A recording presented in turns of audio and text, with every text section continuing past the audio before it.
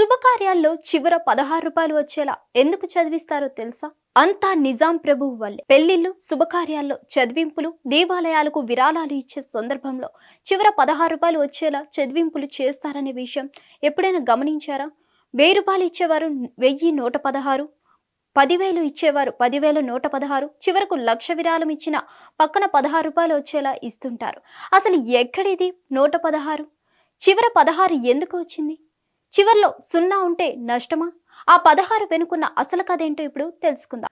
116, 516, 1116, చివరకు 1,00,000 ఇచ్చినా సరే చదివింపుల్లో చివర 16 ఎందుకు? 116 వెనుకున్న అసలు రహస్యం ఇదే. మన చుట్టూ జరిగే కొన్ని విషయాలు సాధారణంగా అనిపించిన వాటి వెనుక ఏదో అంతర్యం దాగి ఉంటుంది. క్షుణ్ణంగా ఆలోచిస్తే కానీ అందులోని అసలు రహస్యం, తత్వం మనకు బోధపడదు. మీరెప్పుడైనా శుభకార్యాలకు వెళ్ళారా? సాధారణంగా పెళ్లిళ్లకు వెళ్తే చదివింపులు చేస్తుంటారు. కొన్ని ఆలయాలు, గణేష్ మండపాలకు విరాళాలు అందిస్తుంటారు.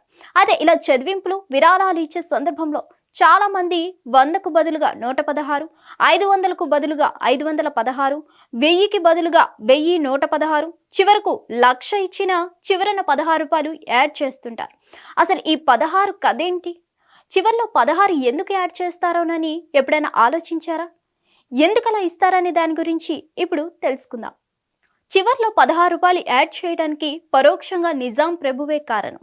అప్పట్లో హైదరాబాద్ ప్రత్యేక రాష్ట్రంగా ఉండేది. తెలంగాణ, కర్ణాటక, మహారాష్ట్రలోని కొన్ని ప్రాంతాలతో నిజాం రాజ్యం ప్రత్యేకంగా ఉండేది. ఈ రాజ్యాన్ని నిజాం రాజులు పరిపాలించేవారు. ఏపీ ప్రాంతంలో మాత్రం బ్రిటిష్ వారి పాలన సాగుతుండేది. నిజాం రాజులు దేశంలోని మిగతా ప్రాంతాలతో సంబంధం లేకుండా సొంత కరెన్సీ వాడుతుండేవారు. ఉస్మానియా సిక్కా పేరుతో నిజాం రాజ్యంలో సొంతంగా కరెన్సీ ఉండేది. అయితే ఆ సమయంలో ఆంధ్ర ప్రాంతం నుంచి ఎంతో మంది కవులు, పండితులు, సాహిత్యవేత్తలు, బ్రాహ్మణులు తెలంగాణకు వచ్చేవారు. నిజాం ప్రభువుతో పాటుగా వనపర్తి, గద్వాల సంస్థానంలో రాజులు ఏపీ నుంచి వచ్చే కవులు, కళాకారులను పోషించేవారు. వారి ప్రతిభను మెచ్చి సంభావన ఇచ్చేవారు. అయితే నిజాం కరెన్సీ వేరు, బ్రిటిష్ పాలనలో ఉన్న ఏపీ కరెన్సీ, సర్కార్ కరెన్సీ వేరు. తెలంగాణ ప్రాంతం నుంచి 100 రూపాయలు తీసుకుంటే ఏపీలో దానికి మారకం విలువ తగ్గేది. అమెరికా డాలర్, ఇండియన్ రూపాయి మారకం విలువ మారినట్లుగా 100 రూపాయల నిజాం సిక్కా ఏపీలో 94 రూపాయలు మాత్రమే అయ్యేది. దీనిపై పండితులు అసహనం వ్యక్తం చేసేవారట. ఇచ్చేవారు 100 రూపాయలు ఇవ్వకుండా 94 ఇచ్చారని బాధపడేవారట. ఈ విషయం నిజాం నవాబుతో పాటుగా నిజాం రాజ్యంలోని మిగతా సంస్థానాధీశులకు తెలిసిందే. బ్రాహ్మణులు, పండితులను బాధ పెట్టడం ఇష్టం లేని సంస్థానాధీశులు వారికి సర్కార్ కరెన్సీలో 100 రూపాయలు వచ్చే విధంగా సంభావన ఇచ్చేవారు. అప్పట్లో నిజాం కరెన్సీలో 116 ఇస్తే ఏపీలోని సర్కార్ కరెన్సీలో 100కు సమానమయ్యేది. అలా నిజాం కాలం నుంచి 116 సాంప్రదాయం మొదలైంది. అప్పటి నుంచి ఇప్పటి వరకు కూడా శుభకార్యాలకు చదివించేటప్పుడు పక్కన 0 ఉండకుండా 16 రూపాయలు ఉండేలా చదివింపులు చేస్తుంటారు.